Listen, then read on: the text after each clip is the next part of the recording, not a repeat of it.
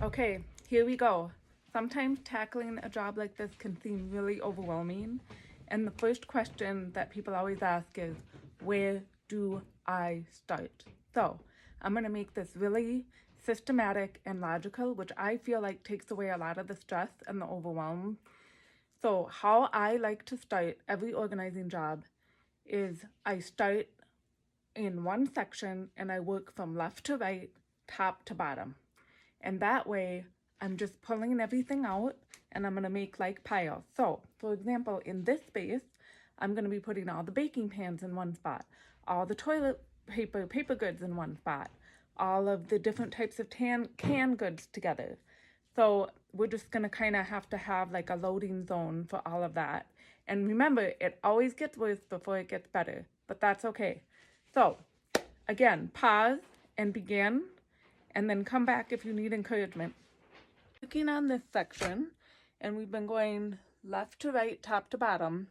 Notice I've left all the food items. We've taken all the non-food stuff out. We're sorting through that, figuring out where that's gonna go in this section, and then we'll tackle the food stuff. So keep going, don't give up, you can do this. Keep doing it step by step, sorting things out that belong together, taking out things you no longer need, donating things, throwing things away. So here we go, we can do it.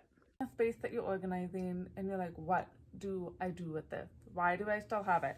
So for example, we have a clarinet and it was given to the client by an aunt.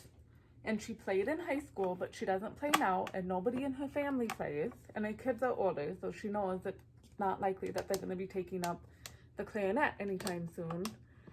So she has decided that she's going to sell this on Facebook Marketplace because she doesn't need it. She doesn't need to save it for anyone or for like a special keepsake thing. So she wants to get this space more organized and making it look nice and feel nice. And so sometimes having that goal of what you want can help drive some of those decisions about what you want to keep. So just wanted to share that.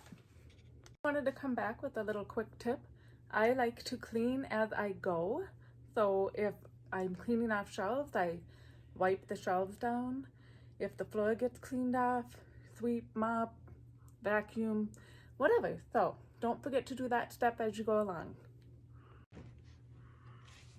Okay, I have another tip for you guys. So sometimes when you're going through spaces like this, you discover things that you've had in there and you're not sure if you should keep it or not. And that's kind of why it's been staying in there. So this is the base and a lid to one of those glass where you can put like lemonade in it or whatever. And then it has the spout like for a party, for like a grad party. And the glass part broke. But she has two other glass containers plus two other bases. So we discussed, should she hang on to this or not? She's concerned that one of the other bases could break and then she'll be disappointed that she doesn't have this piece. So we are gonna keep it, but we're just not gonna keep it in this space. She's gonna keep it in the garage with all of the other parts. And so then that way she has it and it's all together. And that's also where she's keeping all of her grad party stuff for her remaining children that will be graduating. So I hope that helps. So we've gotten pretty much everything out that's not coats, hats, shoes, and food. And so if you can look here, we've got light bulbs and assorted items.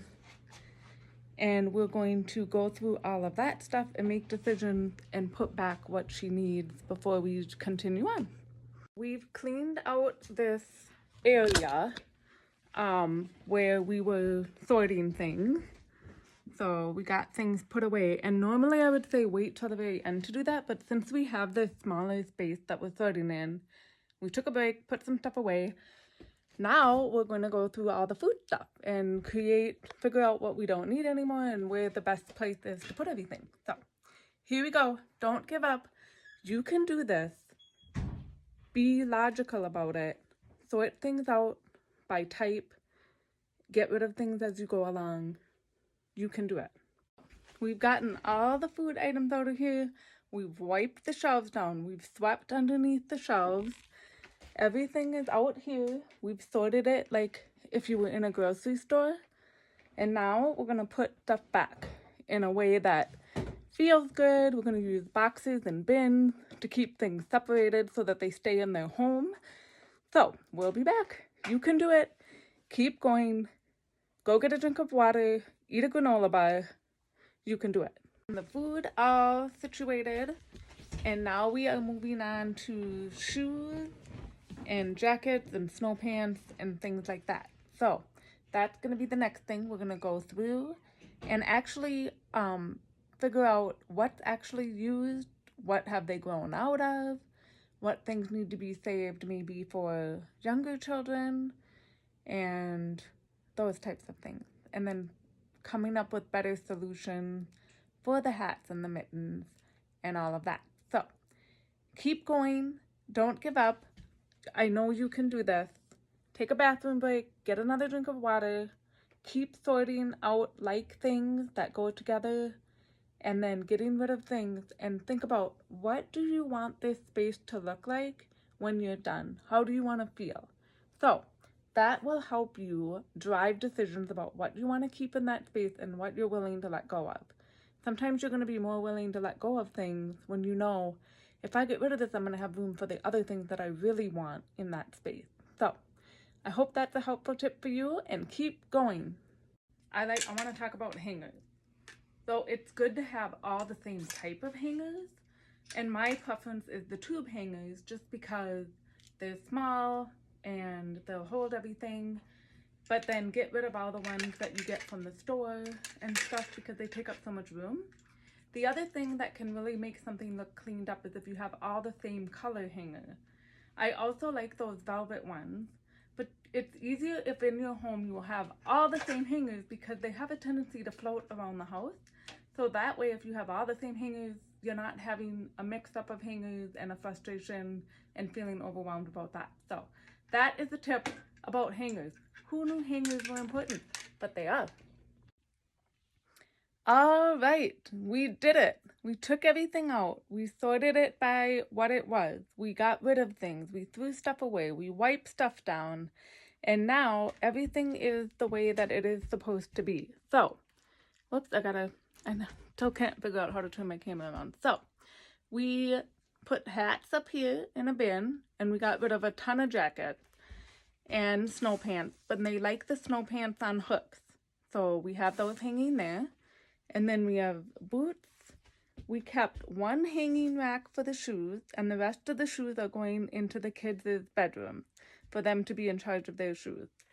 And then up here, we have that all organized with stuff that doesn't need to be in the kitchen, but stuff that they want to have handy in the house.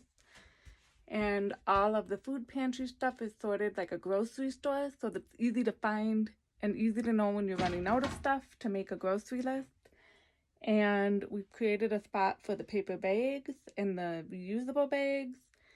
And so now everything is organized and it feels good and you can find stuff. And I'm hauling away the donations.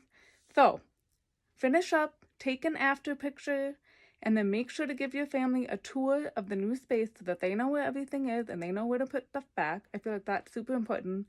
And also labeling things so that people can find easily where things need to go. So there you go. You did it. Now you deserve to go do something for self-care. What's that going to be? I think for me it's going to be coffee. Bye.